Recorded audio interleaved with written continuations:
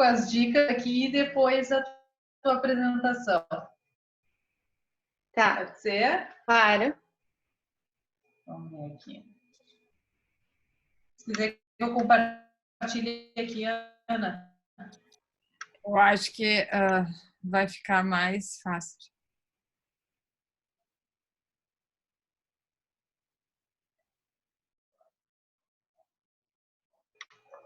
Foi. Tá, desculpa, deu uma pequena falha. Eu vou tentar compartilhar. Se começar a ficar muito ruim, a gente troca.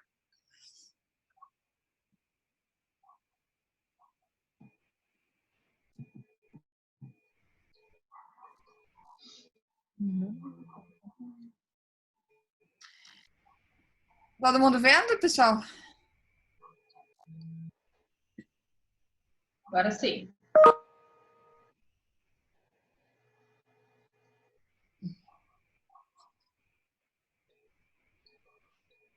Obrigada. Tá, então, a ideia aqui hoje é dar pequenas dicas, né, de formatação, mas eu acho que... Calma aí que eu acho que... mais pra frente. E de formatação, mas que são super pertinentes, né? E a gente está recebendo vários trabalhos já de vocês, né? E poucos estão vindo com a formatação certa, né? E vou brincar agora, como o Lemos sempre traz forte essa brincadeira aqui, que vocês ganham um template prontinho lá no Moodle, né? Com toda a receita de bolo. E a gente gostaria que vocês seguissem o template, né? Então, de uma forma geral, em termos de formas base aqui, de espaçamento, né? Estrutura do layout do TCC, usem o template, pessoal. Ele está lá parametrizado exatamente com os espaços que a gente, né, exige de margem, de espaçamento no texto, né, de como deve ser apresentada a numeração das sessões, introdução, método, como é que tem que ser colocadas as figuras. Tem uma série lá, né, de explicações bem passo a passo, assim, bem receita de bolo, que vocês podem seguir a risca, né? Se vocês seguirem a risca, vai estar certo, né? Então, não abram o Word zerado e comecem a escrever o trabalho. Baixem o template do Moodle e vai ser mais fácil. Vocês já vão seguindo, vão se acostumando com aquela visualização de texto, tá? Mas aqui no nosso material, a gente tem toda a definição aqui, né, de como é que deve ser estruturadas as margens, o espaçamento, os parágrafos, as citações que devem seguir a ABNT, como a gente já falou em outras aulas.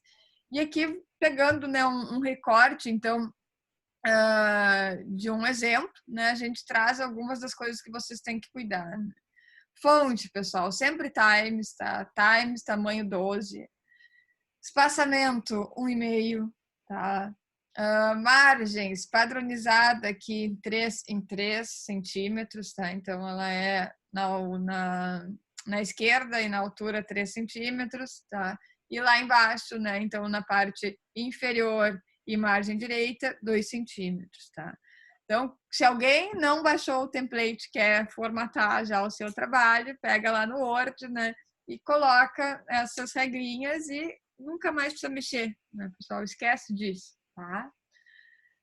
Título e autores e resumo, tá, gente? Um trabalho de conclusão não tem capa. Ele tem um formato de um artigo, né? Então, tem o título lá em cima centralizado, o autor, e-mail e PUC, nome do orientador, e-mail, né, e PUC, conforme está aqui exposto, né, no material. Então, não tem capa, não é um título enorme com letras garrafais, não, é um título de um artigo científico, tá? As seções aqui, é importante destacar, sempre são em negrito e com letras, a primeira maiúscula e o restante minúscula, como está escrito ali, introdução. A segunda vai ser procedimentos metodológicos. A terceira vai ser resultados, né? E a quarta vai ser conclusões, tá? Quando querem usar, né, essa fragmentação aqui, então, de 1.1, 1.2, né, nos resultados e no método é comum ter 2.1.1 ou 3.1.1, tá? Como é que a gente faz, né? Se faz, então, no máximo, né, até 3 níveis, né, tem esse certo limite, sem recuo, ou seja, fica, né, alinhado na esquerda, negrito E letra 12, né, com o espaçamento de 1,5 entre linhas, tá? Então, se não dá mais espaçamento no texto, né? Não coloque em itálico, não centralize, tá? É a mesma linha, o negrito, tamanho 12 e na sequência do texto com o mesmo espaçamento, tá? Um ponto importante aqui, eu vou fazer o gancho, é sobre as referências, né? Então, aqui, gente, pegando esse exemplo aqui, né? A gente está aqui, o Marconi Lakatos. Ele está por quê em letras maiúsculas, né? Porque ele está no final da frase e Marconi, ponto vírgula Lakatos, significa que são 2 autores que escreveram esse artigo em 2006. E Marconi Lakatos é o último sobrenome dessas pessoas. Né? Então, por exemplo, se fosse Ana Paula, seria Ettigs 2006. Né? E lá nas referências vai ter Ettigs, vírgula, APVS. Enfim, as iniciais do meu nome. Tá? Eu tenho que parar e pensar bastante. Alguns são mais fáceis. E quando tá, deixa eu ver assim que tem mais um no meio. Aqui. Quando tá no meio do texto, como é que aparece aqui, né? Os itens listados devem possuir espaços de parágrafo 0 e entre linhas simples e apenas o último espaço de parágrafo de 6 pontos após. Grife e Freitas, em 2011, citam 3. Tá? Então, esse Grife e Freitas aqui está no meio do texto. Né? Eu estou querendo fazer uma citação a eles no meio do texto. Aí, letras, né? Primeira letra maiúscula, que está chamando o sobrenome da pessoa. Freitas é o segundo autor, em 2011. Tá? Então, quando aparece no meio do texto minúsculo, né, sendo só a primeira letra maiúscula do nome, quando está no final, sempre entre parênteses maiúscula. Quase todo mundo que está mandando não está mandando certo. Por isso que eu estou aqui fazendo esse chamado aqui com vocês na nossa aula aqui. Tá? Esse também bastante, né, o escrever por extenso, números de 1 a 10, tu escreve lá 3, 4, né?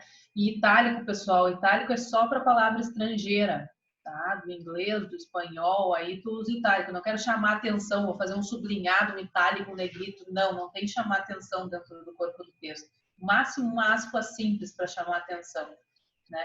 E evitar muito parênteses também, muita explicação. Faz uma outra frase se tu quer dar uma explicação, né? Ou use o travessão como um sistema de fazer um detalhamento. Bom, seguindo aqui, figuras, tá, pessoal? Então, as figuras são sempre centralizadas aqui, tá? E a figura e a tabela, o chamado dela é acima, né? Figura 1, como tá aqui, né? Exemplo da figura. Tabela 1, exemplo da tabela, tá? As fontes de figuras e tabelas, né? Ficam abaixo, né? Quando há, né, uma fonte realmente de um artigo publicado, a gente coloca a referência dele aqui. Se não, né, também é bem comum o pessoal trazer uma adaptação, né, de pegar o caso do TD-ABC, né? Vou pegar lá a figura, o método do livro lá do Kaplan, mas vou adaptar a figura. Então, a fonte é adaptado pelo autor, né, da fonte do livro do Kaplan. Né? Então, a gente faz essa citação aqui, mas, né, afirma que foi feita uma adaptação. Tá aparecendo aqui também o uso do APUD. O que é o APUD? Na quinta-feira, a gente estava em aula e alguém perguntou: professora, eu não estou conseguindo pegar um livro porque só tem físico, a biblioteca está fechada. E o APUD a gente pode utilizar, então, quando eu estou lendo um material, né? E esse material está fazendo referência a um terceiro, né? Um material de origem, e eu não consigo acessar esse material de origem. Ou porque não está disponível, ou porque é uma literatura paga. Enfim, eles podem ser as razões, tá? Quando eu não consigo acessar o documento de origem, eu posso usar o APUD, tá? Então, o que quer dizer isso aqui? Ó? Fonte, o Womack, 1990, APUD, né, o Grife e o Freitas. Essa pessoa que está escrevendo o artigo, ela leu o Grife e o Freitas, né? Mas o Grife e o Freitas citaram o Womack. E aí o Womack vem para cá na nota de rodapé da própria página. Certo, né, Paty? Mais. Não, brincando, mas é só para afirmar aqui com vocês. Então, a PUD, o que vem antes é o que eu não acessei. O que vem depois é o que eu tenho comigo, tá? Então, brincadeira para ajudar a gravar, tá, pessoal? A gente está usando, né, cita a referência que eu não encontrei, na verdade, que eu não botei na minha mão, na própria página, nota de rodapé, tá? É o único caso de nota de rodapé. Isso! Mais nada entra, né, em nota de rodapé. Um outro ponto, tá? As tabelas e figuras podem ter, né, tamanho 10 de letra, tá, pessoal? Então, isso às vezes ajuda muito e deixa o trabalho também mais bonito, na minha opinião. Também dá para diminuir a quantidade de espaçamento e elas serem centralizadinhas, né? Vocês estão vendo ali a figura com borda? Isso facilita também a visualização. E as tabelas abertas nas laterais. Aberta nas laterais, sempre fechadas em cima. Não deixe as coisas soltas, por favor. Um ponto importante, tá, pessoal? Quem já uma questão de autoconhecimento sabe que é horrível formatando tabela num Word. Peça ajuda, tá, gente? Antes de sair fazendo, né, qualquer coisa, peça ajuda, seja para o orientador, para o colega. Um pouquinho ali de domínio no Word e a gente consegue organizar bem as tabelas no texto. Fica muito ruim entregar o TCC com as tabelas completamente desconfiguradas ou completamente fora das margens.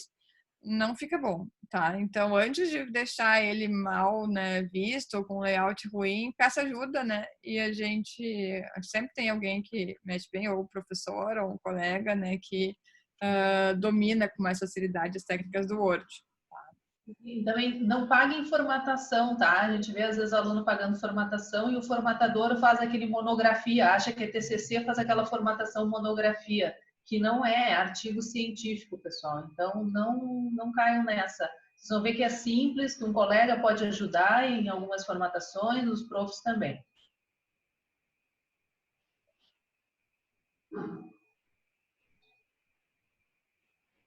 Então tá. Bom, algumas práticas, tá, pessoal? Aqui tem várias dicas, né, bastante detalhadas, mas vou fazer um pincelado de algumas coisas que são importantes, tá? Quando a gente escreve, gente, a gente quer ser lido, né? E o conceito de ler, né, e aprender remete que a gente interprete, né? Então, uma pessoa alfabetizada é aquela que lê, escreve e interpreta, né? Então, esse terceiro elemento aqui de interpretação tem uma responsabilidade grande quem está escrevendo, tá? Então, estou fazendo aqui uma historinha, né? Mas pensem que tudo que a gente escreve, em qualquer circunstância na vida, essa escrita quer transmitir uma mensagem para alguém que vai ler. E essa pessoa que vai ler não está na tua frente, né? Não está falando contigo. Ela lê, entende, né? Interpreta o mesmo idioma que tu. Ponto. Né? Então a gente tem que, sempre que escrever, né, pensar em quem vai ler o nosso trabalho. Né? Meu trabalho está sendo feito, né, por um gestor, por uma pessoa da área técnica, por uma pessoa, um estudante. Né? Então, alguns dos trabalhos de vocês são puramente orientados para gestores das empresas que vocês trabalham lerem e fazerem alguma emoção sobre aquilo. Tem outros trabalhos que não, que são muito mais, né, realmente um experimento aqui da universidade, que pode gerar uma informação interessante, bem, muito mais acadêmica, assim, né?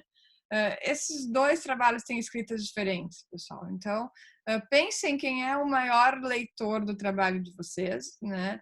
E tentem fazer esse exercício que essa pessoa tem que ler com facilidade o trabalho que vocês estão escrevendo. Tá? E para a gente escrever um texto que seja bom de ler, né? Então, quem é um bom leitor aqui sabe como a gente, com facilidade, se apega num livro pelo simples fato de ele ser bem escrito. Pode ser um livro de romance, um livro, né, de lazer, realmente, né?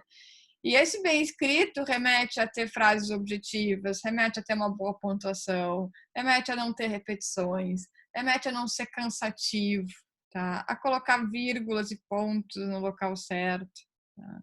Então, né, lembrem da professora de português lá, né, do colégio. Eu brinco com ela aqui, mas ela salva, né, um bom TCC, né, as coisas que a gente aprende lá no ensino fundamental, agora aqui são super importantes, e a gente sabe que dentro do curso de engenharia, hoje mais do que antigamente, mas a gente ainda escreve pouco, né? Então, a gente tem essa dificuldade, muitas vezes, de exercitar a nossa escrita. Usem o TCC para fazer esse exercício e criar um bom documento, né, do que vocês estão realmente construindo, tá? Um outro ponto importante são as siglas. Gente, as siglas, ninguém é obrigado a saber sigla de nada, tá? A gente não precisa saber a sigla nem do que é, enfim, o PIB, né? A gente não tem essa obrigação, nenhum leitor tem a obrigação de saber sigla.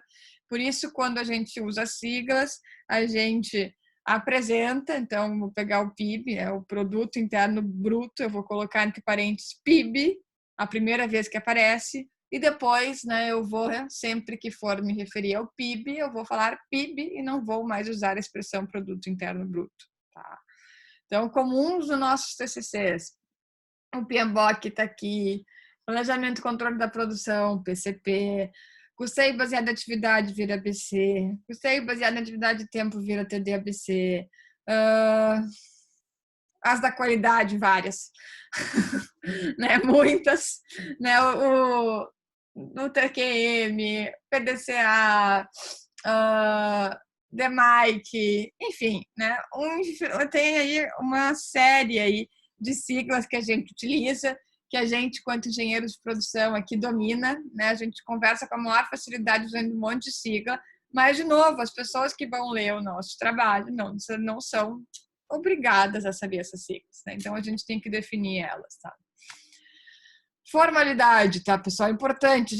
Eu, pelo menos, andei recebendo aí alguns trabalhos com uma linguagem bastante informal, tá? Então, a gente já brincou outro dia em aula aqui, a gente não está escrevendo um TCC no Facebook, nem no Instagram, a gente está escrevendo, né, um documento científico aqui, tá? Então, sim, a gente quer uma formalidade, a gente quer, né, o melhor que vocês possam, né, demonstrar do seu vocabulário na língua portuguesa, né? E pessoas, enfim, têm diferentes níveis aí de escrita em português, de domínio da língua portuguesa, e não quer dizer que um é melhor ou pior, são formas, né, de usar o vocabulário. O português é uma língua super difícil, uma língua super densa em vocabulário. De novo, voltem às suas origens, né? Explorem esse lado que está um pouco, talvez, escondido, né? Está deixado de lado aí há alguns anos. Agora é hora de retomar, né? Como se vocês estivessem lá escrevendo de novo uma redação lá para o vestibular que vocês um dia, né, passaram, tá? Então, gírias, nem pensar, pessoal, tá? Jamais. Expressões do tipo com certeza, é gravíssimo, é importantíssimo, é de extrema relevância. De novo, a gente é humilde escrevendo TCC, tá? Eu sempre digo, não somos ninguém para dizer que algo é muito, ou é extremamente, né? Ou é demasiadamente, né, melhor ou pior. A única coisa que pode comprovar se uma coisa é melhor ou pior do que a outra dentro de um TCC é uma análise estatística, né? Que ela, com números, diz o que é melhor e pior, e eu puramente só retrato o número, eu não dou muita opinião sobre. Então, lembrem disso, né? A gente não quer se posicionar, né, de uma forma extrema sobre um fenômeno. Descrição, né? Isso eu acho que também tem a ver um pouco com isso que eu estou trazendo aqui. A gente adota essa posição de analista, né, da pessoa técnica que está relatando algum resultado, né, de uma forma formal, concisa, né, e usando o melhor português que a gente possa usar. Tá? Impessoal, a gente não emite opinião nem juízo, tá, gente? Isso é super importante, né? E os trabalhos ficam, né, são documentados, vão à biblioteca. Cuidado com opiniões, às vezes passa desapercebido pelo orientador, a gente lê muitos trabalhos e as opiniões depois ficam lá, né, de uma forma que talvez não é a mais elegante, né, a mais correta, e vocês venham a se arrepender disso lá para frente, tá? Então, não se dá opinião em trabalho de conclusão, né? Se dá opinião em outras coisas, em outros momentos que a gente escreve, editoriais, enfim, a gente é convidada a dar opinião de alguma coisa, mas um trabalho de conclusão não é esse momento, né? Então, um dia se chega, né, se chega lá, né, nessa fase de dar uma opinião. Tá? Acho que elegância eu já falei, né, mas vale aqui repetir a redundância, as frases longas, parágrafo, gente, parágrafo é um ponto que a gente vê assim repetidamente a dificuldade, né, de estrutura de parágrafo, tá, pessoal? O que é um parágrafo dentro de um texto, né? Por que a gente quebra parágrafos? Como é que a gente constrói um parágrafo, né? Primeiro que é bem ruim a gente pegar um texto que uma frase é um parágrafo, né? Não, né? Daí tu mata o conceito de um parágrafo, né? Um parágrafo tem que estar unindo nele alguma mensagem. Então, eu vou trazendo, né, uma situação, né, eu tenho 2 ou 3 coisas para falar sobre aquela situação e ela se encadeia, né, faz um link com a próxima. Né? Então, sim, a gente tem, né, um problema financeiro, de dificuldade de controle de custos no Brasil, isso é um primeiro parágrafo. Um segundo, bom, né, eu posso melhorar isso com a capacidade de sistemas de informação, porém os sistemas ainda, né, estão limitados, né, enquanto eles conversam com as metodologias mais avançadas de custo. Terceiro parágrafo, as metodologias avançadas de custos envolvem custeio por atividade, e o custeio por atividade é complexo, porque eu preciso ter pessoas que dominam aqueles conceitos e possam coletar bons dados. São 3 parágrafos que se encadearam, pessoal. A partir daí, eu posso apresentar o objetivo do meu trabalho, por exemplo, que é o 4º parágrafo. Tá? Então, isso, essa, né, é o encadeamento que a gente quer na introdução de vocês, né, e que forma essa estrutura de parágrafos dentro de um texto. Tá?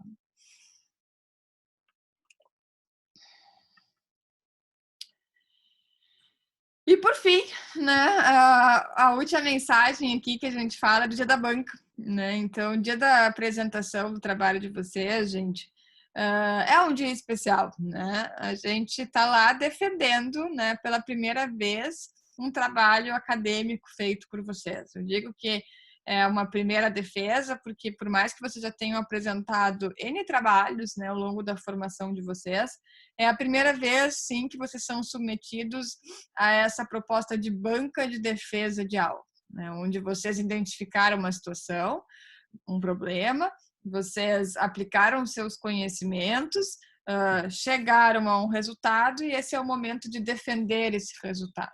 Né?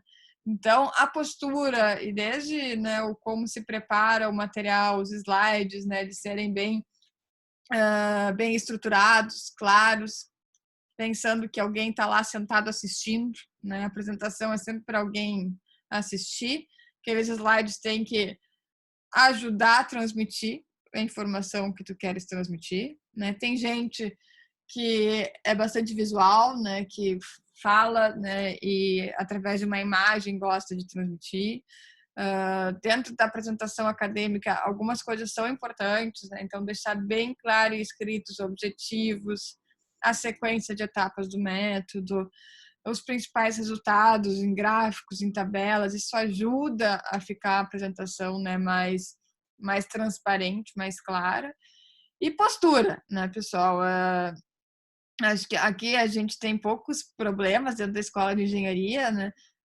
Mas a gente sempre avisa, né, e gosta, né, de reforçar, até sobre, enfim, né, o modo de se portar lá na frente, de se vestir, né? É um dia especial, né? É um dia que sim, a gente está lá se colocando à frente dos professores para defender uma tese. Assim como quando vocês vão numa entrevista de emprego, vocês não vão, né, de qualquer jeito na entrevista de emprego, quando vocês vão defender uma tese, né, para professores dentro da universidade, vocês também, né, têm uma certa postura que é esperada e contribui, né, a gente só nessa primeira impressão é sempre importante, né, transmitir o domínio, né, a seriedade, a responsabilidade que vocês têm enquanto engenheiros, né, Isso é importante também, todo mundo aqui está se formando em engenharia.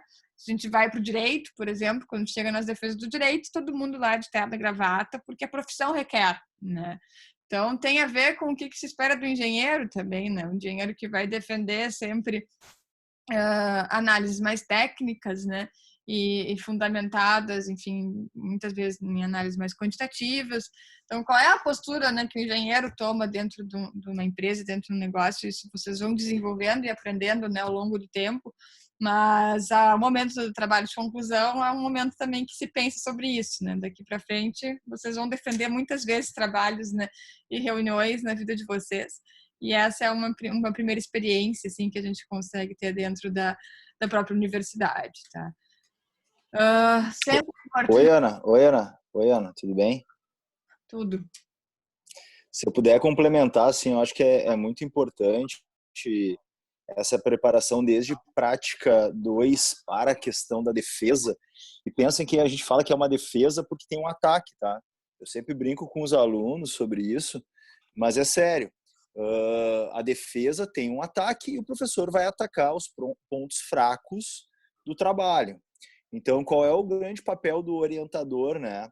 É ele orientar vocês num caminho onde vocês vão proteger os pontos fracos do trabalho de vocês ou tentar esconder eles, né, de alguma forma. E o que acontece muito é os alunos não ouvirem os orientadores. É muito comum fazer uma banca, daí eu vou lá e falo um monte de coisa, e daí o colega, que é o orientador, olha para o aluno e diz: pô, eu não te falei isso, eu não te falei tudo isso que o professor está te falando da banca. E o contrário é comum, eu falo para os alunos, vai para a banca, o outro professor orientador da banca fala as coisas, eu olho para o aluno e diz: pô, eu te disse isso, né?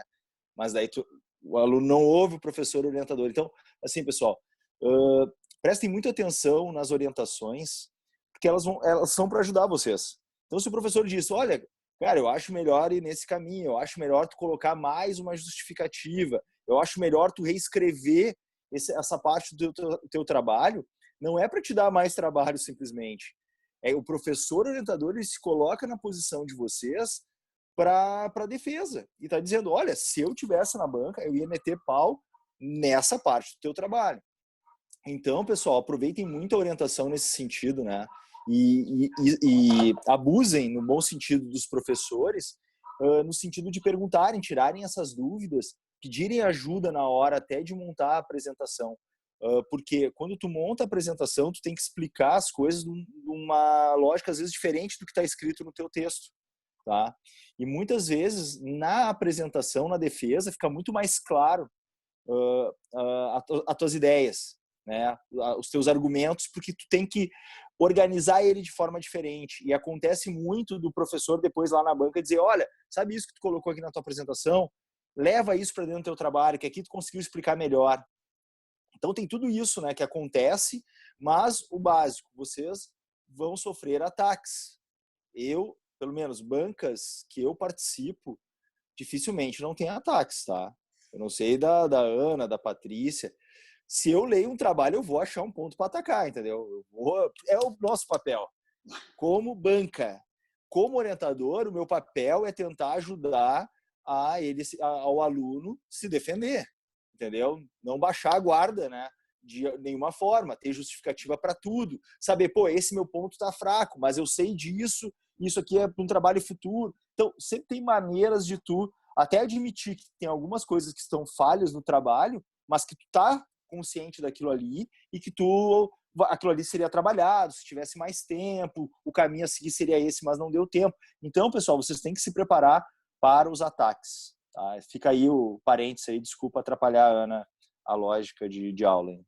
Não, eu acho que uma questão importante é que às vezes o professor precisa de mais informações que não estão escritas, né? Não é necessariamente que tu não tem um TCC, tem aluno que começa a chorar, se coçar na hora, porque acha que não tem um TCC, porque os professores estão fazendo muita pergunta. Não, apenas faltam justificativas. É um momento também que a gente, às vezes, tem aluno, né, que não foi ele que fez, então como é que a gente vai se certificar de que realmente a autoria e o comprometimento do aluno houveram ao longo do trabalho, né? Então, ali nesse momento, algumas questões são questionadas em relação a essa compreensão, né? Quais são os limites, as delimitações do trabalho, por que justificativas, por que tu foi por esse caminho e não por outro, né? Então vai muito disso. E ali algumas dicas, né? Responder com educação, justifique, não brigue, não esqueça de anotar as observações ou leva um colega, né, para anotar. Se quiser convidar a família para assistir as apresentações, pode, né? Que mais? O orientador não salva, tá, pessoal? Ele orienta, seja responsável, o trabalho é teu, né? Anotação das observações, alguns exemplos de perguntas. Que autores mais contribuíram para a sua revisão? O que você aprendeu sobre o problema? Né? O que te fez escolher esse problema? E às vezes o professor nem está colocando perguntas, ele está colocando opiniões ou alguns pontos de discussão durante a banca. Né? Então, acho que isso é importante. Ensaio, não ultrapassar o tempo, colocar com um bom contraste para ser visual a apresentação, né? Aí tu pode usar destaque de palavras, um bom tamanho de letra, que mais? Slide de referência, tá? Não é porque é uma apresentação que não vão ter as referências bibliográficas, então as referências bibliográficas são, sim, citadas ao longo do trabalho. Outra coisa importante, salve em 2, 3 lugares, tá? Já aconteceu de aluno chegar tão nervoso na apresentação, botar o pendrive e quebrar. Né? Então, salvem no e-mail, né? Mandem para o Moodle, mandem para o professor orientador com antecedência. Assista a apresentação de outros colegas, que é o que a gente vai fazer hoje com a Tayane, né? Para a gente visualizar o que tem de bom, como é que foi o fluxo de apresentação, que, como o Lemos contou, às vezes a gente não precisa contar exatamente na ordem que a gente construiu dentro do texto, a apresentação tem esse certo grau de liberdade, né? Uma vez eu fiz uma apresentação cheia de sombras e desenhos que subiam e desciam em animações, e aquilo acabou me atrasando, né? Então, evitem usar muita animação, né? Se vocês forem se atrapalhar, só coloquem o essencial, né? Se eu boto cheio de sombra, para que aquela sombra? Ela traz alguma informação? Se não traz informação para a figura, não coloca. Né? Então, realmente saber o que tem de essencial no teu trabalho para ser colocado. Acho que era por aí, né?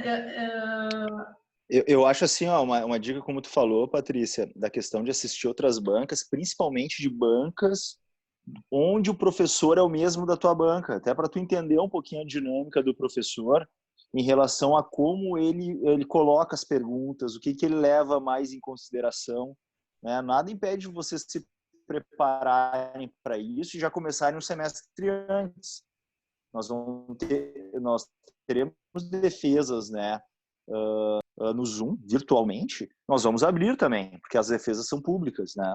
Então, é interessante vocês assistirem a defesa, as colocações dos professores, porque assim, pessoal, como a professora Patrícia colocou, a reação de cada um, né, ela é totalmente diferente. Tem gente que fica muito tranquilo quando sofre um ataque, né?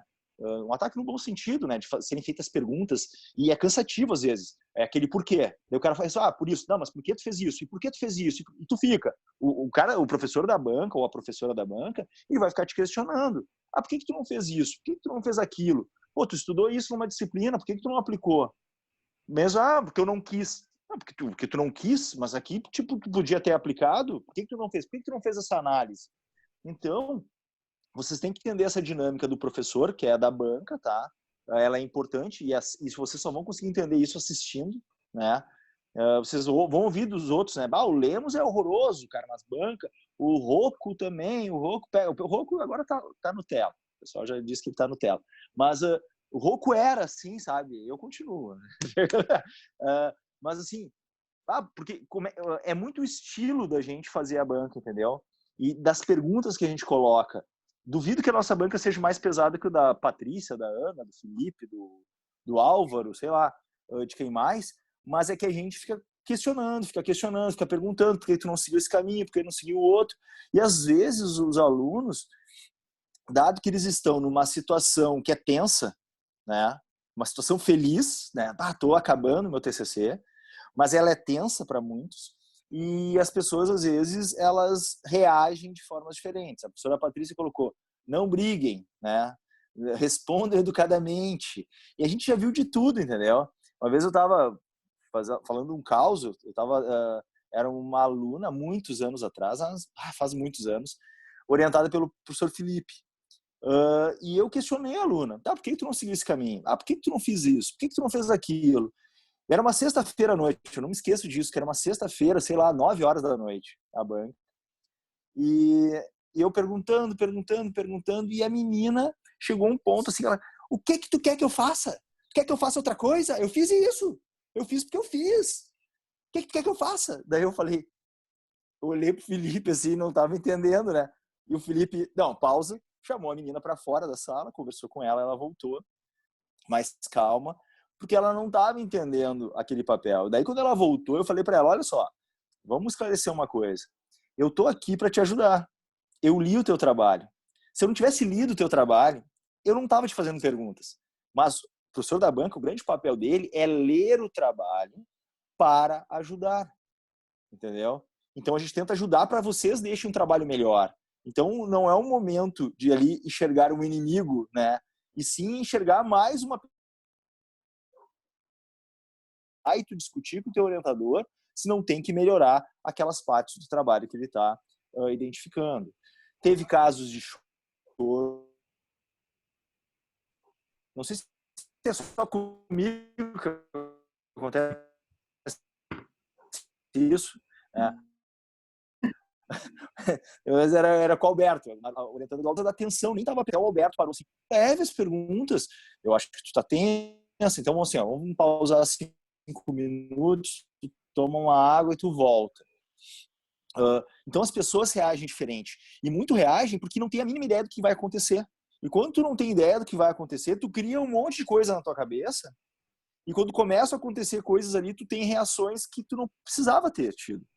Então, assim, pessoal, a dica é assistam. Além de valer como atividade complementar, vocês já se preparam para essa grande defesa, esse grande duelo que é a defesa final aí com o professor da banca. Tá? Fica aí a dica. Eu acho legal, às vezes, quando é um professor de uma área menos afim, que daí traz alguns insights, algumas coisas que realmente o aluno e o orientador não tinham pensado, né? Então tem que ver como um a mais essa contribuição. Acho que isso é importante. Mandei ali, pessoal, no nosso chat, o Drops Ana, que é o encontro. O Drops. O convite para o encontro de quinta, né? Drops Ana. Na quinta-feira, 18h15. Isso aí. Onde é que tá ali? Ué, veio a figura? Eu não tô enxergando aqui, eu tô no celular. De repente é isso. O meu foi. Esse foi para todo mundo. Tomara que todo mundo. Quinta-feira, 5h30. Isso, quinta-feira no JK, né? Vamos abrir aí. Eu não tô nem enxergando. Os drops, né? Anexo. Mas vou puxar à frente aí, então, né? Pela minha relação com a saúde, aí a gente vai falar um pouquinho sobre o como nós, quanto engenheiros de produção, temos aí um espaço importante, né, nessa cadeia nessa cadeia produtiva aí que se chama, né, todo o sistema de saúde.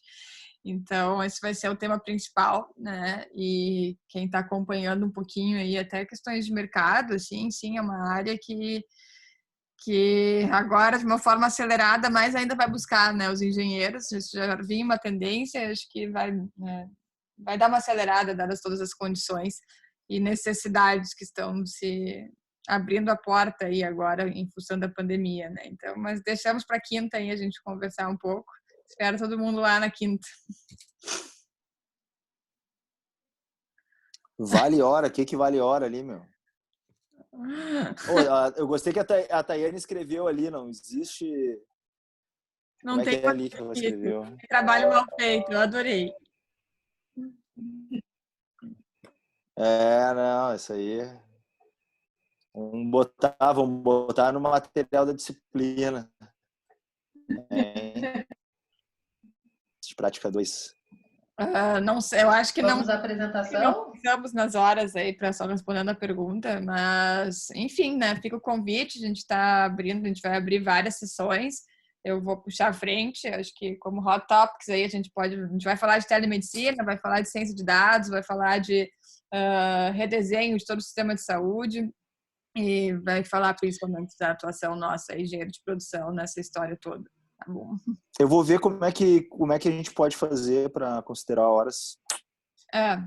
Eu não vimos ainda. Né? Eu vou ver isso. Vamos Tem apresentar. uma live do Albano também, ele falou na quarta-feira. Tem uma live no Instagram do Albano. Não, ele é o homem das lives. Ele não vai cantar, ele vai só... Não cheguei nesse nível de fazer lives ainda. Também não. Bom, vamos à apresentação da Tayane?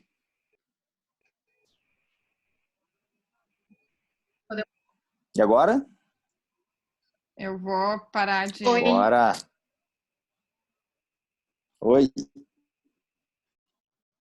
Onde eu ponho minha tela? Ali embaixo. Agora eu libero para ti, aí tu tenta compartilhar a tela.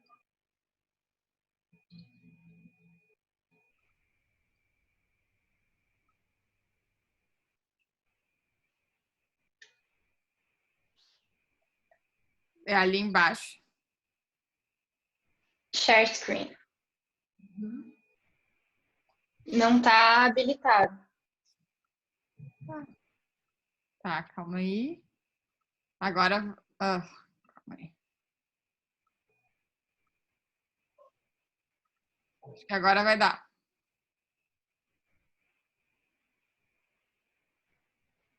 Deu? Acho que sim. Deu? Sim.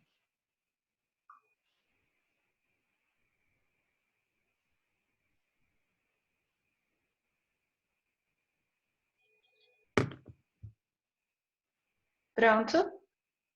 Tá carregando. Tá. Eu ponho o meu rosto, não precisa. Como quiser. Tá, não precisa. Acho que não faz muita diferença.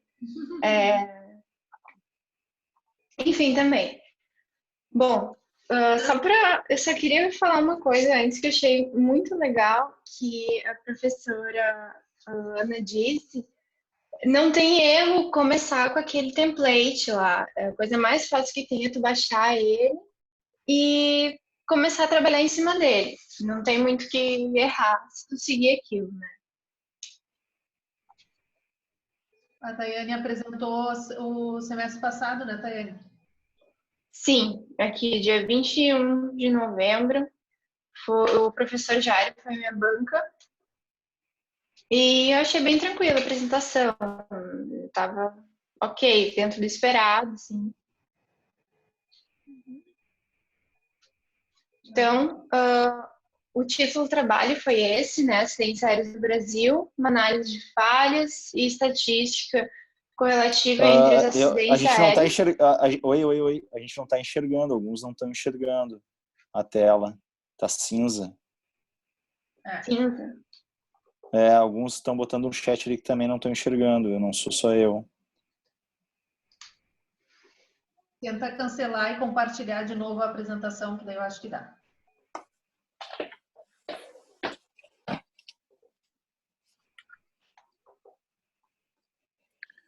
Ô, Tayane, te mostra aí também para o pessoal te conhecer, né? Senão tu vai ser só um nome.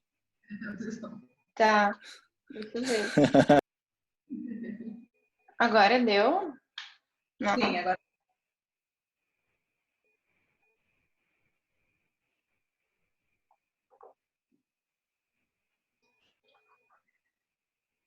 É que tá dizendo que a minha webcam tá bloqueada também.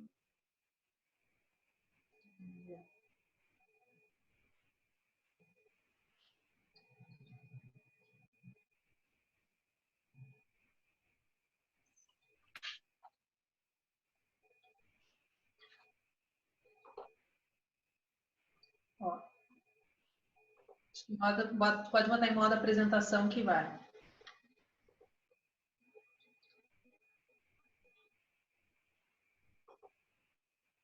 Pronto.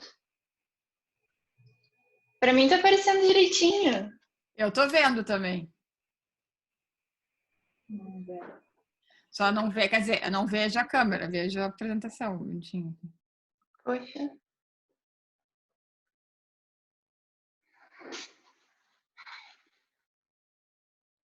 Calma aí, deixa eu ver. Eu te mandei um pedido para começar teu vídeo.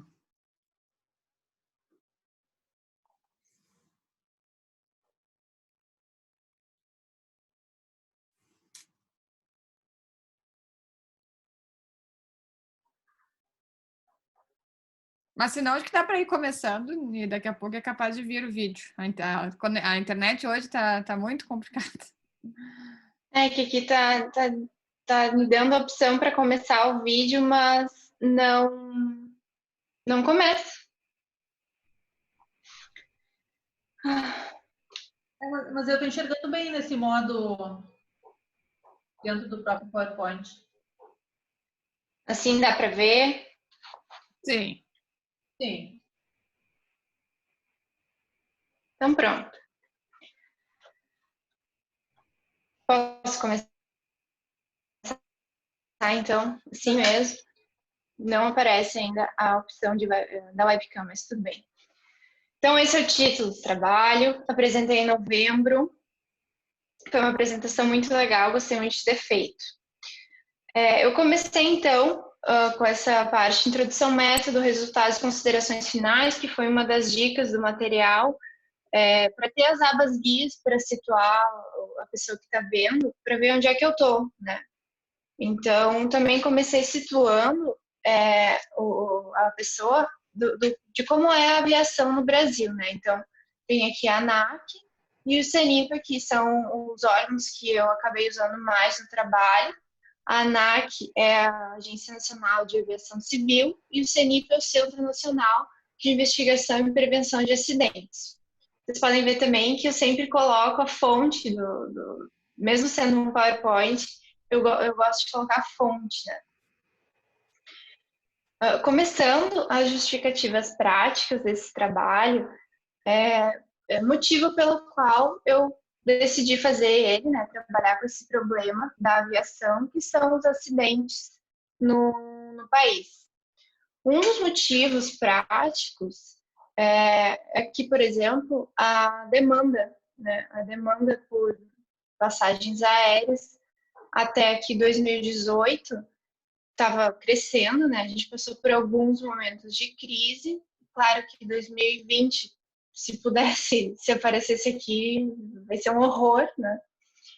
E também outra questão é esse PAN 2018, que foi elaborado pelo governo federal, e ele traz a previsão de demanda, aqui até 2018, essa área verde, e aqui em azul, o cenário previsto com investimentos nos aeroportos e sem investimento. De qualquer forma, ela teria aumentado, né? Talvez 2020 aqui vai ter uma queda, né? E também esse PAN 2018, ele traz como objetivo o acidente zero no país. O Brasil já é considerado um país que tem um setor aéreo muito seguro, um dos mais seguros do mundo, e continua sendo, e eles têm intenção de ter o acidente zero, que eles chamam o projeto Acidente Zero. Como justificativa prática, tem esse gráfico aqui que traz o número de acidentes aéreos no país. Por mais que tenha tido um aumento pequeno, né, nessa última década, ainda é alto, a gente pode considerar alto, mas teve um aumento, né? Então, isso traz uma oportunidade de melhoria, porque ninguém quer um acidente, então, quando tem esse problema, a gente pode diminuir. E o CENIPA também, ele classifica as falhas desses acidentes em duas grandes áreas, as humanas e as operacionais, e também subdivide eles, né?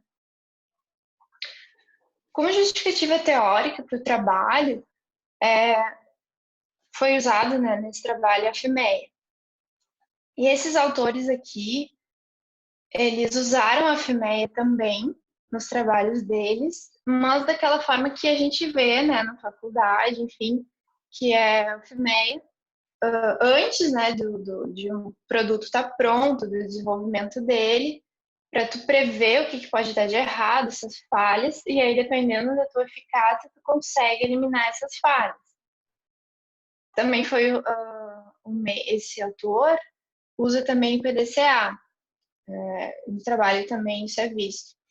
Esse outro autor, ele diz que quando tu tem fatores, né, de acidentes aéreos, tu sempre tem novas possibilidades de explorar isso para que, trabalhando, descobrindo novas maneiras, tu possa diminuir esses acidentes. E o CENIPA também diz, né, o CENIPA, ele investiga, né, com a intenção de sempre prevenir os acidentes, e ele fornece esses dados. Esses dados são abertos, depois eu vou mostrar um print do site. Qualquer um pode abrir, qualquer um pode fazer um estudo, né, e com isso trazer melhorias para o setor. Portanto, nesse trabalho, a FIMEA foi utilizada de uma maneira um pouco diferente, porque com ela a gente pôde analisar as falhas depois do projeto, ou seja, depois que aconteceu o acidente, depois de a aeronave já estar lá pronta, sei lá, eu apliquei a FIMEA. Então, iniciando os objetivos, né? Deixa eu ver uma coisa. Ainda não apareceu a época. O grande objetivo desse trabalho é explicar como que as falhas técnicas humanas influenciam o acidente aéreo. Qual é a relação das falhas com cada acidente, enfim, e para isso a gente usou a análise estatística de correlação em 3 grandes partes, né? Os objetivos secundários, no caso, classificação, a FIMEA e as alternativas complementares. A classificação não foi eu quem fez, né? O CENIPA diz assim, olha, existem, nem eu mostrei aqui, ó, o CENIPA diz, se tu teve um problema de software mecânico, foi operacional. Se foi isso, foi humano. Então, o que eu fiz foi levantar essas falhas e dizer que foi falha humana ou técnica. Isso foi uma coisa questionada pelo professor Jairo na banca. Tipo, um exemplo de pergunta, né? Que ele ficou confuso. Mas foi tu ou foi o CENIPA que classificou, né? Aí, as delimitações, eu acho bem importante no trabalho, porque, assim, eu só usei os dados oficiais do CENIPA, né? São dados quantitativos secundários, ou seja, não fui eu que busquei esses dados, são dados oferecidos por eles. Nessa página aqui do CENIPA, que fica na internet, qualquer um pode abrir. Esse é o banco de dados deles. Aqui também, outra coisa, né? Não teve nenhuma observação prática, né? Esses, só a título de curiosidade, esses aqui são os 3 aviões que mais tiveram acidentes na última década. É o Ipanema da Embraer, o Cessninha, que é mais comum, e o Piper 34.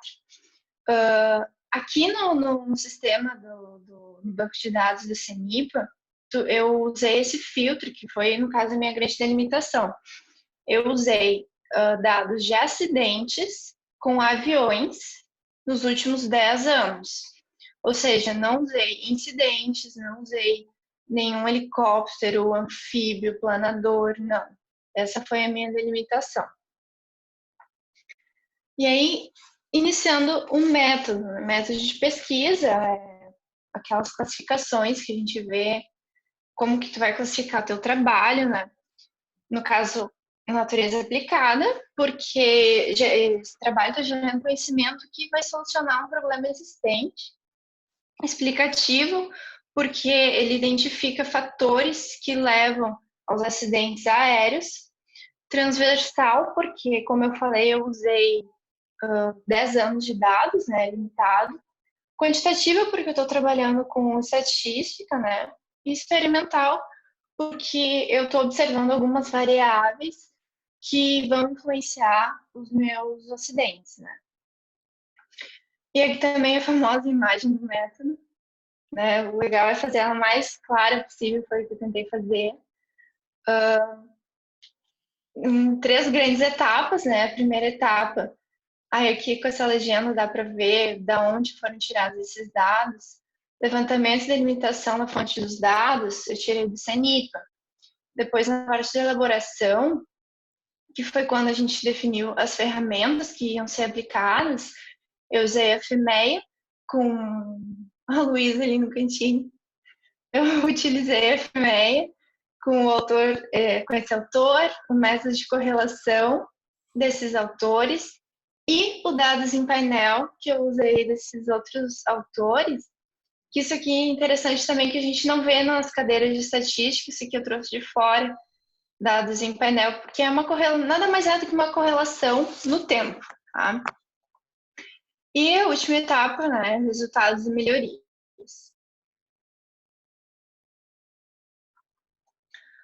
Método de trabalho. Então, o primeiro passo foi classificar os fatores contribuintes, como eu já falei, com base nos critérios do CENIPA. Foi classificado, então, entre falha humana e falha técnica. Depois eu vou mostrar a planilha para vocês. Segundo passo foi fazer a FMEA, onde foram identificados os principais modos de falha. E aí todo mundo sabe como que se faz a FMEA, né? Multiplica a ocorrência, detecção e severidade.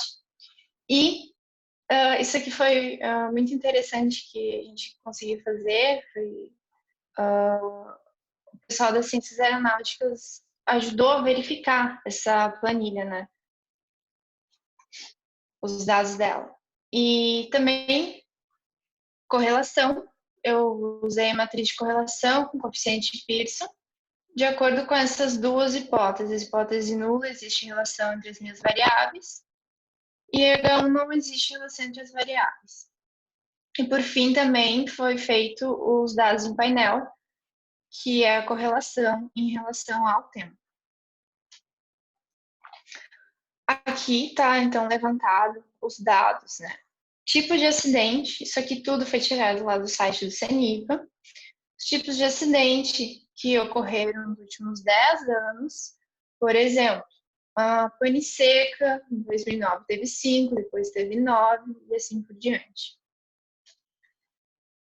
Depois, outro levantamento, que aí já entra com a classificação, como eu havia dito, o fator contribuinte, por exemplo. Deixa eu aumentar aqui.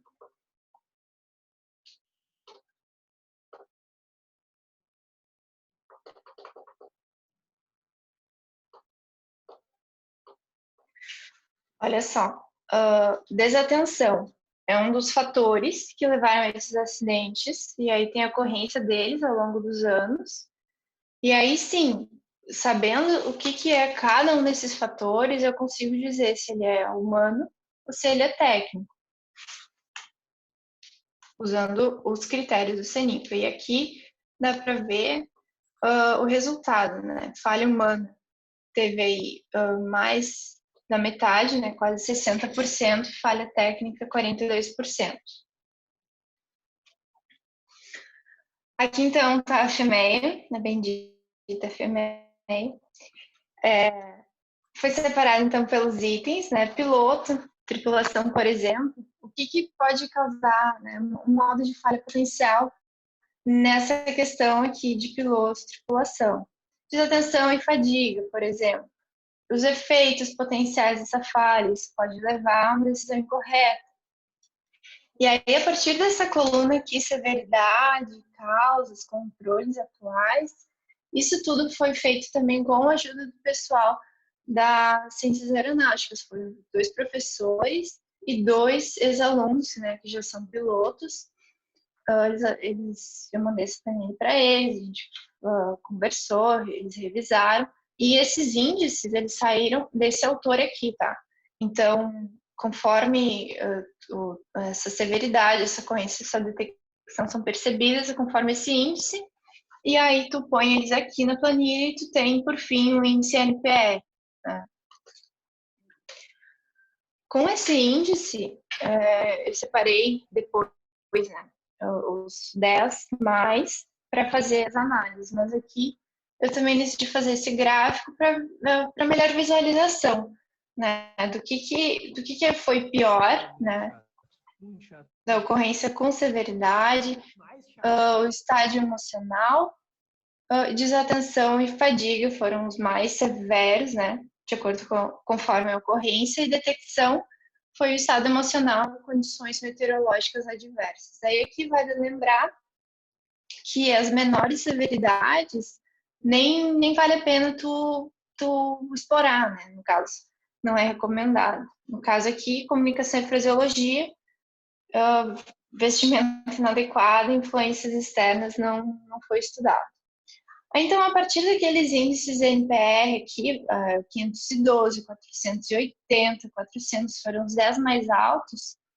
Para esses 10, eu fiz essa planilha de alternativas de solução, né? Porque, tá, eu tenho esses dados da FIMER, agora o que eu vou fazer com eles? Então, para cada modo de falha, eu trouxe 3 alternativas de solução, que são trabalhos que já foram publicados, né? E para cada um deles eu desenvolvi, botei, né, pontos positivos e pontos negativos.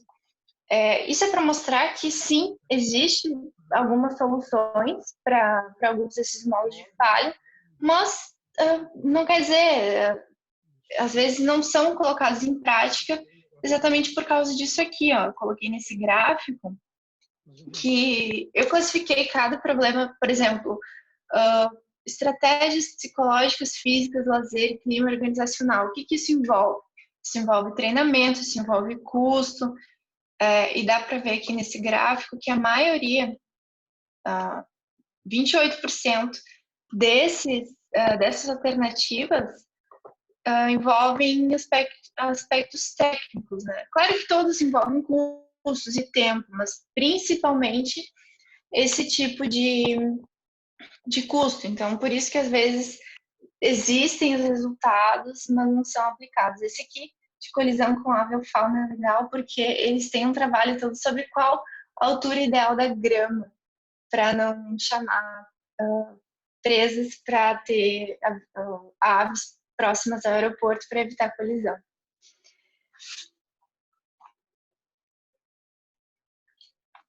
Aqui, então, começando os resultados, tá? Foi feita, então, a correlação. Tá aqui a tabelinha do Pearson, né, do coeficiente de Pearson. Essa aqui é a minha matriz de correlação entre os meus fatores e acidentes. Perdão, esse aqui é fator com fator. Foi usado, então, o software RStudio. E aqui tenho os 10 mais e os 10 menos. Isso é diretamente proporcional ou inversamente proporcional. Por exemplo, o fator, assim, o mais importante que a gente queria ver era o fator contribuinte com o acidente. Mas eu também coloquei o fator com fator e acidente com acidente para a gente ter noção do quão interessante é essa análise, né? O fator contribuinte com o fator contribuinte mais proporcional, mais diretamente proporcional, é o desentendimento entre tripulação e complexidade da tarefa. Ok, faz sentido. Agora aqui, ó, tipo de acidente com tipo de acidente, isso não quer dizer que tem um acidente lá no aeroporto de Curitiba ou um acidente que aconteceu no aeroporto de Porto Alegre, como, por exemplo, o mais forte foi esse aqui, o lançamento de pessoas com estouro de pneu. Não quer dizer que um avião que teve um estouro de pneu vai lançar uma pessoa. Isso dá para ver que essa correlação não faz muito sentido. Então, o grande objetivo desse trabalho era esse aqui, o tipo de acidente com fator contribuinte, que deu essa matriz, né, do R. E aqui estão os 10 mais fortes e mais fracos. O desentendimento entre tripulação e o pouso em um local não previsto foi mais forte, que faz sentido, e também condições meteorológicas adversas com excursão em pista. Excursão em pista é quando tu tá geralmente fazendo um pouso, né?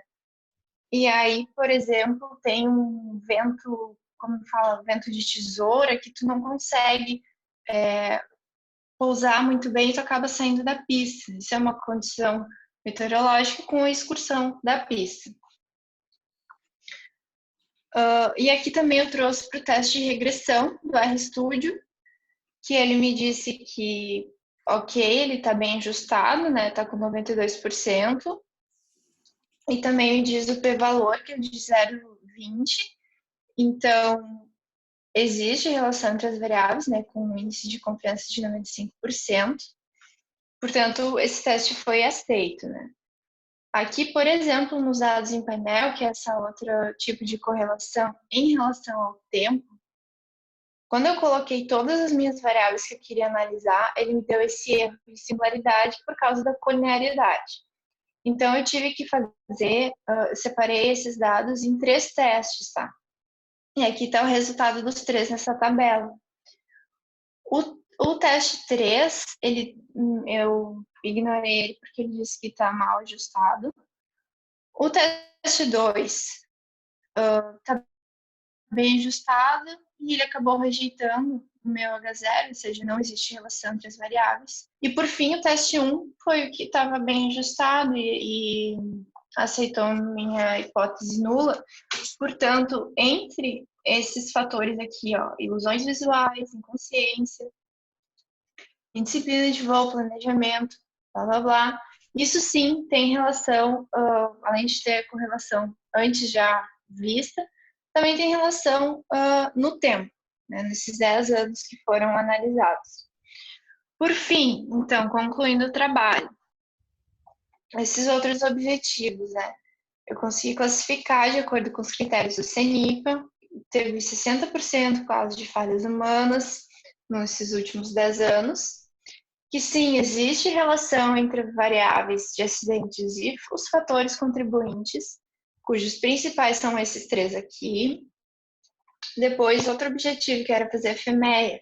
Eu consegui fazer FMEA, identificando essas principais falhas, e também desenvolvendo aquela planilha das ações recomendadas, com sugestões de melhorias com base em trabalhos já publicados.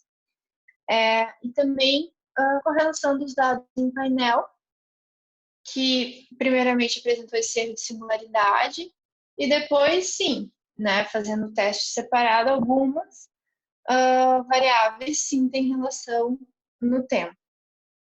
E por fim, as sugestões para trabalhos futuros são exatamente fazer aquilo que eu delimitei o meu trabalho, que seria legal de considerar outros tipos de aeronaves e também estudar os incidentes, mensurar os custos, que hoje seria muito interessante saber custos, porque cada vez a margem está menor, né, para as empresas, tanto para as companhias quanto para as montadoras, as fabricantes, né? E esse tema aqui, que é de resiliência para os ambientes complexos, que tem tudo a ver com a tripulação, né? Não só com quem fica no cockpit, o comandante, o primeiro oficial, mas também a tripulação que está lá atrás. Né? E hoje se fala muito de CRM, Crew Resource Management, que tem tudo a ver com resiliência. Então, trazer esse assunto para essa questão de acidente seria bem interessante. É isso. Esse foi o trabalho, essa foi a apresentação. Tá bem? Muito bem, Dani. Muito obrigada. Aplausos pelo agradecimento Obrigada. da turma. Acho que passou assim, deu na importância da apresentação de dar o peso de importância para cada um dos itens, né? Ou alguns aspectos ali de fazer um recorte, por exemplo, a FMEA era uma tabela gigantesca, né? E aí tu fez um recorte para apresentar aqui nos slides. Então, isso também pode ser uma estratégia para quem tem tabelões. Né? Sim, eu vou abrir aqui o Word para ver o tamanho que era. Esses recortes e as justificativas, por exemplo, ali tu falou que tu apresentou para 2 professores e 2 pilotos para eles fazerem a validação. A gente tinha conversado, até o Lemos tinha chamado a atenção de validação semana passada, né? Como é que tu faz uma validação? Tu tem que usar alguma estratégia para fazer isso. Então, gostamos muito da tua apresentação virtual, em nova modalidade agora, né, Thaís? Vai ter que ser assim por enquanto, né? Muito obrigada. Super bacana, eu acho que também um trabalho que une bastante várias áreas, né, da engenharia de produção, né? Um destaque para o uso do R, né? Eu acho que a gente já teve nos últimos semestres alguns alunos usando e é super bom, né, para as análises estatísticas. Então, quem já tem uma familiaridade com R, fica a sugestão também, né, de sistema que é super bom para as análises, dá para fazer também os gráficos bem bacana, aquele de correlação é show, né, e enfim, né, acho que foi super bom aí, obrigada pela participação hoje aqui conosco. O R foi interessante até porque quando eu fiz a cadeira de estatística avançada, eu não utilizei o R, a gente utilizou o SPSS, se não me engano. Então, mas eu sabia que o R me dava aqueles gráficos que eu queria, ele fazia exatamente aqueles gráficos que eu queria. Então eu tive que ir atrás para aprender a usar todo ele. Ele também me ajudou bastante na época. Uma coisa interessante quando a Tayane veio com o tema do trabalho, por um interesse pessoal na área, né? E aí eu perguntava para ela assim, mas será, Tayane, que ninguém nunca fez essa análise de acidentes? Aí eu acho que, né, insisti nisso até atrás, buscando, realmente não tinha ninguém feito um trabalho nessa frente, assim, com esses dados. E aí, como justificativa, e também escolher um tema de interesse, né, Tayane? Que eu acho que é super importante para se motivar. Eu achei o TCC um dos trabalhos mais legais de ser feito, assim, na faculdade. Primeiro porque se tu escolhe um tema que tu tem interesse, ele não fica maçante, ele não fica chato, porque realmente é muito trabalho, tu ler, tu pesquisar. Se tu quiser realmente fazer um bom trabalho, tu vai gastar um bom tempo em cima dele. Então, quanto mais tu gostar do que tu vai falar e trazer para a área de engenharia de produção, que eu escolhi estatística, fica mais interessante, tu tem mais conhecimento, né? E também porque é um trabalho individual, né? Por mais que tu tenha o apoio do teu orientador, dos outros professores, do teu colega, é um trabalho que depende de ti, da tua organização, né? Então, eu tinha orientação toda quinta-feira. Então, toda quinta-feira eu sabia que eu queria aparecer com alguma coisa nova para tirar dúvidas, né? E assim o trabalho vai indo. Não precisa deixar acumular, não precisa acumular dúvidas. Não, eu achei um trabalho muito legal de fazer, assim. Eu gostei bastante. Parabéns, Tayane. Aproveitando a tua fala, é uma questão muito importante essa questão da organização, porque o trabalho, vocês não têm um semestre para fazer o trabalho, né? Imagine o seguinte, vocês vão fazer o TCC de vocês, a grande maioria de vocês no próximo semestre. Então vocês vão ter agosto, setembro, outubro, novembro e acabou. Só que no início de novembro vocês vão ter que estar com os trabalhos de vocês prontos. Primeiro, para o professor orientador revisar o trabalho como um todo, e depois já tem que marcar a banca. Então pensem que no início de novembro o trabalho tem que estar pronto. Então vocês têm 3 meses para fazer o trabalho.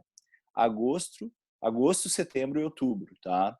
Então isso é muito importante, tá? Vocês ficarem com isso em mente, ok? 3 meses para fazer o trabalho. Por isso que é tão importante aproveitar o tempo de prática 2. A Tayane, se eu não estou enganado, ela fez prática 2 e depois fez TCC, não fez os dois juntos, né, Tayane? Sim, foi separado. Sim. Eu não seria tão maluca assim de fazer os dois ao mesmo tempo. Por mais que eu quisesse, ia ficar apertado. A gente não diz isso para os alunos, né? A gente acaba não dizendo isso, né? Mas tem alguns que querem fazer, né? A gente não pode impedir, né? Mas não recomendamos, né? Não, em função da qualidade do trabalho que deve ser entregue. Mas obrigado, parabéns, Tayane. Obrigada, eu adorei falar. Fiquei com saudade agora do trabalho. Que nem eu disse, a banca foi dentro do que eu esperava. O professor Jário trouxe algumas coisas que nem eu nem a professora Patrícia a gente tinha percebido. Mas tudo que ele falou fazia muito sentido. Então, eu não tinha por que discutir com ele, não tinha por que brigar, sair chorando. Nossa, não. Eu fiquei com 9 nesse trabalho, então alguma coisa dá para tirar de 10, né? A banca foi muito tranquila. O processo, se tu te organiza para fazer o trabalho, um pouquinho cada semana, tirar dúvida, não tem que dar errado, sabe? Nossa, não. E o professor Jairo, assim, ele é muito calmo, né, na banca, nas colocações, diferente de outros professores como eu, assim, mas ele é muito crítico. Eu chamo muito o Jairo para ser banca dos meus alunos, porque ele lê num detalhe, ele contribui efetivamente para o trabalho, né? Então ele sempre vai fazer colocações daquele jeito dele, numa como é que eu vou dizer, não sei a melhor palavra para isso, mas uma educação, né, um gentleman, né, colocando as coisas, mas sempre criticando, né, bastante o trabalho, de uma forma a que a gente consiga deixar um trabalho melhor. É muito bom trabalhar com o Jairo em bancas, né? E claro que as bancas muitas vezes elas são muito por afinidade de interesse, né, de áreas, né? Então, assim, muitas vezes a gente não faz banca para alguns professores, né? Tipo, a Ana ali quando pega a Ana a parte custos, economia, tem um grupo, né, de custos e economia que acabam se ajudando. A Patrícia também está numa linha de desenvolvimento de produto e inovação. Eu estou na outra linha. Eu acabo pouco interagindo com a professora Ana e com a professora Patrícia em termos de banca, mas é por causa dos assuntos, né, dos temas que a gente trabalha e que a gente acaba convidando outros professores que estão mais no dia a dia desses temas, se interessam mais muitas vezes, né, por esses temas, e a gente tem muitas bancas, né, então a gente tem que distribuir bem essa questão aí entre os professores. Também se fosse o professor Jairo, no caso, ele avaliou muito mais a questão do meu FME, enfim, mas também teve muito mais a parte de estatística também, então teria que ter, se fosse cada professor de cada área analisar todo o TCC, nossa, ia ter um curso inteiro de engenharia de produção na banca, é impossível. Mas todo o trabalho foi muito bem avaliado também, professor, como a gente falou, o professor Jairo, nossa, contribuiu bastante também. E a professora Patrícia foi minha orientadora e sempre vou agradecer ela por tudo que ela me ajudou. Todos os encontros foram muito bons, muito construtivos. Enfim, muito obrigada. Tá, que bom, Tânia, a gente fica feliz.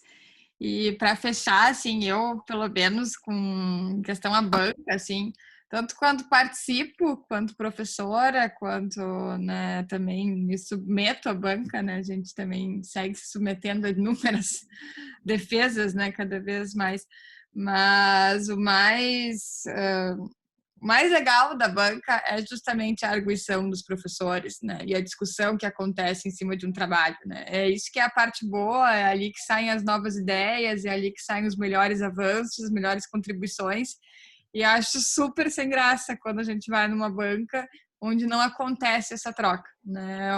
É bem broxante mesmo a gente participar da banca que não tem uma troca, né, de discussão, de pergunta, de ver um outro ponto de vista. É isso que é o bom, né? Assim que se faz também a ciência, a academia, ela se embasa em cima dessa rica troca que acontece ainda nesses momentos acadêmicos, né? Então, não se assustem com as perguntas, deve se assustar quando não há pergunta, quando não há uma discussão, quando não há uma provocação, aí é porque foi um pouco, talvez, deixou a desejar ou não houve nem como se argumentar muita coisa.